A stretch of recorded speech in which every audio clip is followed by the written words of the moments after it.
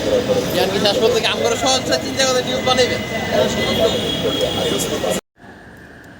তীব্র দাবদাহের রাতে আখের রসের দোকানে মোবাইল মগ্ন বিক্রেতা। নিজস্ব প্রতিবেদক ৩রা জুন ২০২৬। তীব্র গরমের রেশ দিনের সীমানা ছাড়িয়ে এখন রাতেও।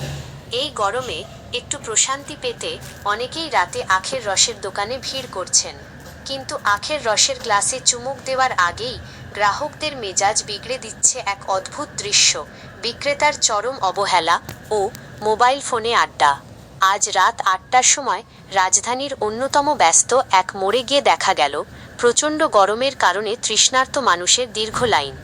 অথচ আখের রস তৈরির যন্ত্রের পাশে দাঁড়িয়ে থাকা বিক্রেতার সেদিকে বিন্দুমাত্র ভ্রুক্ষেপ নেই। তিনি ব্যস্ত কানে মোবাইল ফোন চেপে আড্ডা দিতে।